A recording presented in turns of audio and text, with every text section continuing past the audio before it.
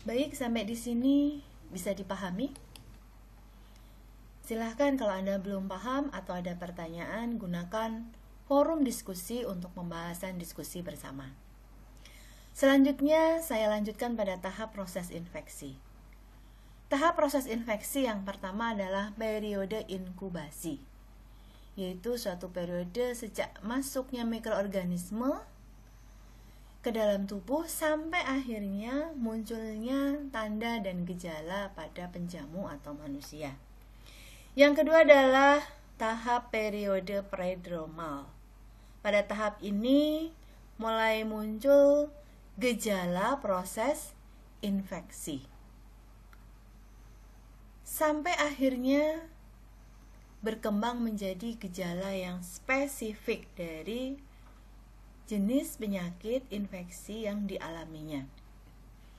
Tahap yang ketiga adalah periode sakit. Timbul manifestasi dari penyakitnya. Kemudian yang berikutnya adalah tahap periode konvalensi, yaitu gejala mulai menurun sampai akhirnya individu kembali lagi normal atau sembuh. Yang berikutnya adalah simptoma atau gejala dan tanda-tanda penyakit infeksi. Tanda dan gejala penyakit infeksi ini sangat tergantung pada etiologi, yaitu tipe organisme penyebab, dan pada sistem organ tubuh yang terkena. Misalnya yang terkena adalah J-tract, ataukah perkemihan, ataukah pernafasan, dan yang lainnya. Kemudian, gejala sistemik pada penyakit infeksi diantaranya adalah fever atau demam, chills, dingin, ya, perasaan kedinginan sampai menggigil, sweating, keringat keluar banyak dan keringat dingin, malaise, lemah, nausea dan vomiting atau mual dan muntah. Lalu dari darah, komposisi jumlah sel berubah, misalnya leukositnya mengalami peningkatan. Kemudian pada manula bisa timbul confusion, bingung, atau memory loss, hilang memori, dan menjadi sulit berkonsentrasi. Perubahan suhu badan ini bisa juga terjadi pada yang non-infeksi. Contohnya adalah pada orang dengan neoplasma.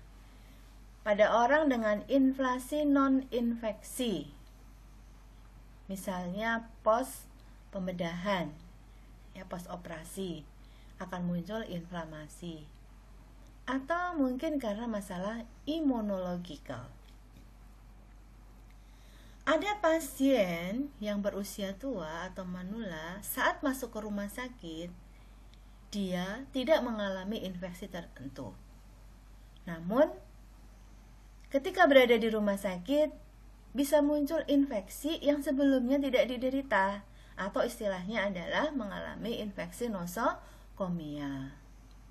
Yang sakitnya ini dimulai dengan misalnya takipneu, frekuensi nafas pendek, confuse, kebingungan, hipotensi, sebelum fever atau demam ini timbul. Masih lanjut, yaitu inflamasi dan eksudat itu bisa tetap terlokalisasi di satu site, bisa menembus jaringan atau menyebar ke sekitarnya, bisa menyebar luas melalui aliran darah dan limfa menuju ke seluruh tubuh. Infeksi lokal bisa menjadi abses atau eksudat purulen.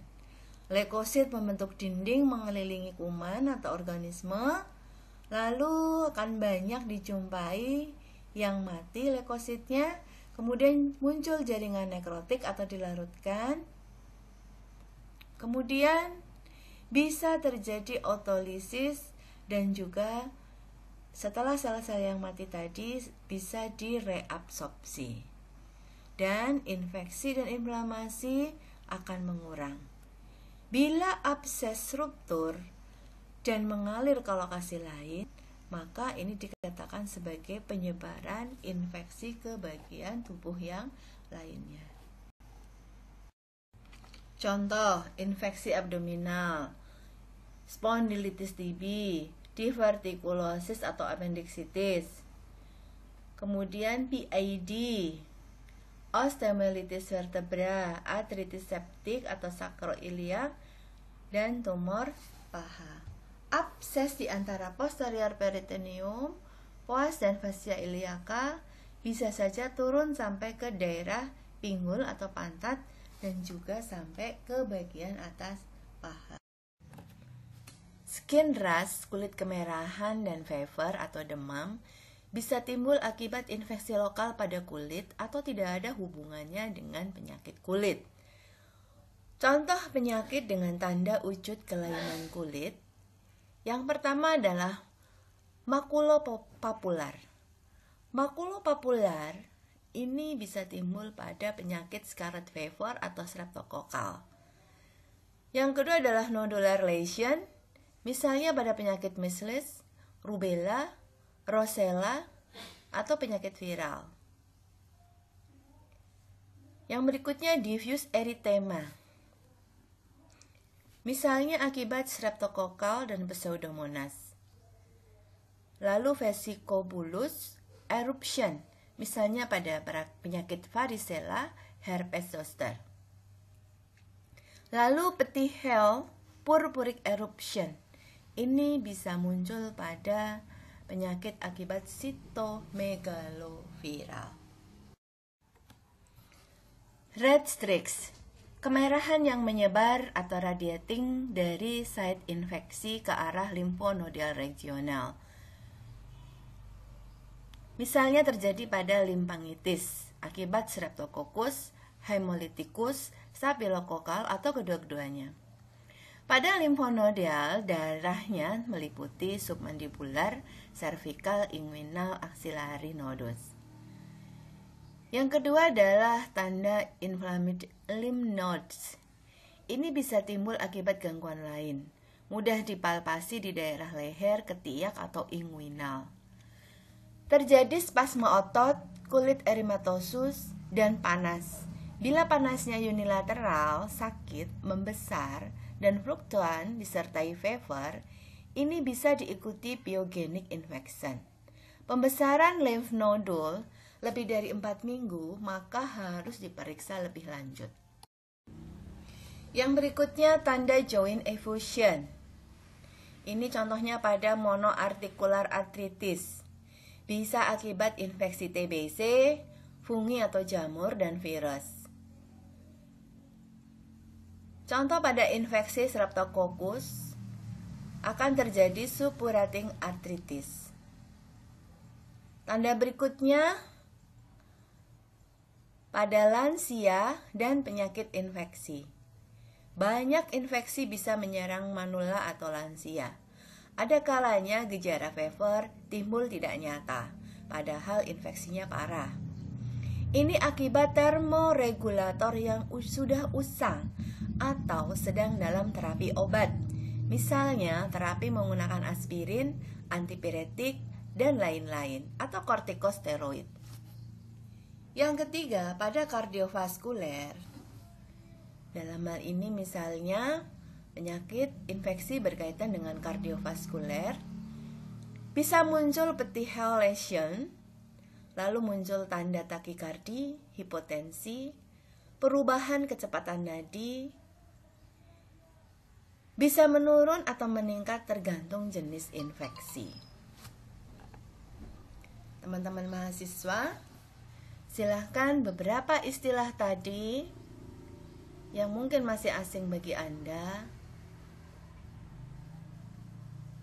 silahkan Anda tuliskan, kemudian nanti kalian bersama-sama diskusikan melalui forum diskusi yang ada di poin materi ini atau di bagian materi ini.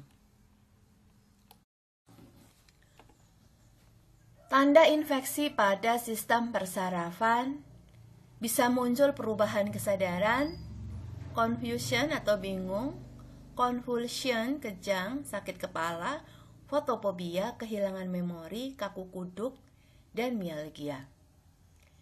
Sementara pada infeksi sistem gastrointestinal bisa muncul tanda nausea, vomiting, dan diare. Pada genitourinary bisa muncul dysuria, flank pain, hematuria, oliguria, urgensi, dan frekuensi. Pada saluran pernafasan sendiri bisa muncul tanda gejala batuk, suara parau, sore throat, nasal drainage, sputum production yang meningkat. Terbukti 36% manula dengan fever unknown origin ternyata terserang endokarditis, intraabdominal abscess, atau TBC. Manula umumnya dalam status imun deregulation.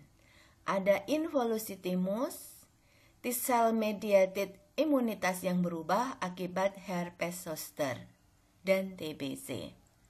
Kematian akibat influenza setelah usia 65 tahun meninggi, sedangkan respon pertahanan tubuh terhadap vaksin flu sangat menurun. Anda juga bisa melihat saat ini untuk virus coronaria COVID-19, ternyata yang banyak diserang adalah lansia. Karena memang pada lansia, sistem imunnya sudah mulai mengalami penurunan. Yaitu dikatakan manula umumnya dalam status imun deregulation. Lebih lanjut lagi dijelaskan bahwa kenapa pada lansia atau manula rentan terhadap infeksi. Ini terjadi akibat atrofi kulit yang disebut dengan achlorhydria, penurunan refleks batuk, penurunan elastisitas bronkial, dan penurunan mukosiliari. Sedangkan keadaan yang berpengaruh pada infeksi manula adalah mental dan fisikal yang disability, status nutrisi, adanya sakit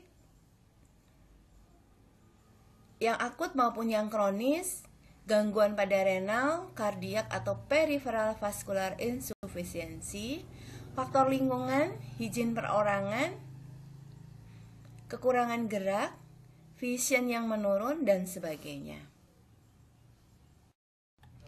Kemampuan mikroorganisme menimbulkan infeksi dibedakan atas dasar sifat kekhususan masing-masing kuman.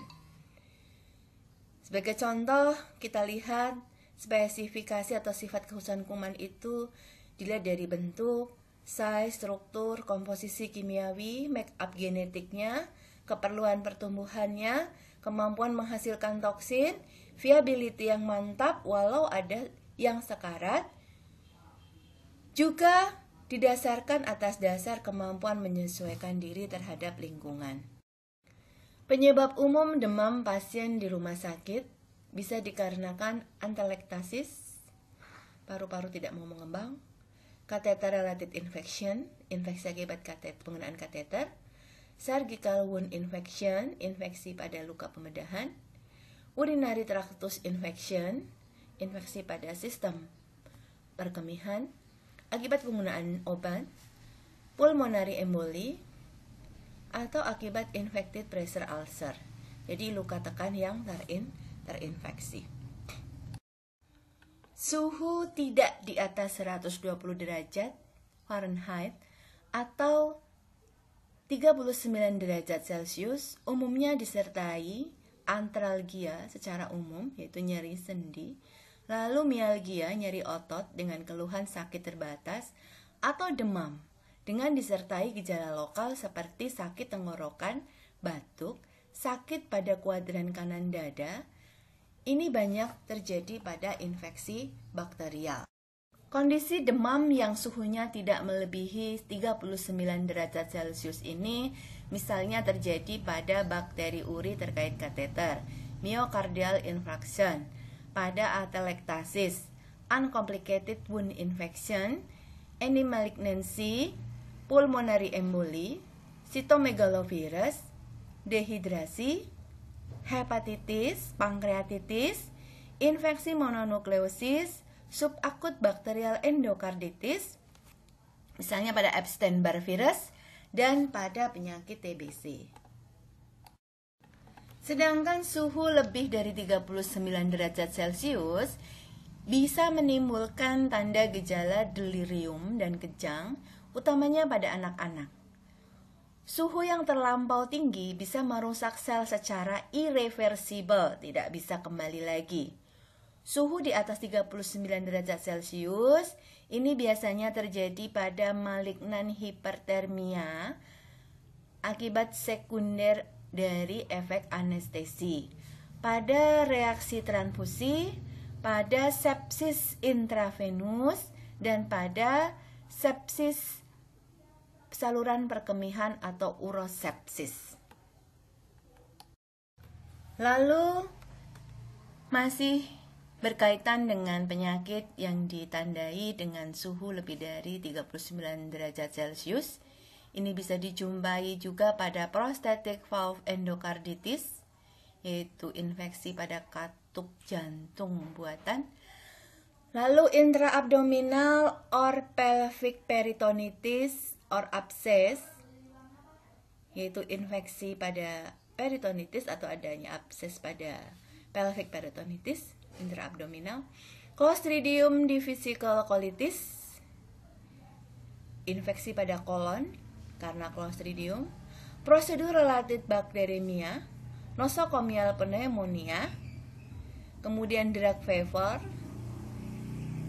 heart stroke, HIV infection, akut bacterial endocarditis, TBC, ini umumnya yang disseminated atau extrapulmonary, jadi yang bukan di paru. Lalu metastasis karsinoma ke hati dan sistem persarafan.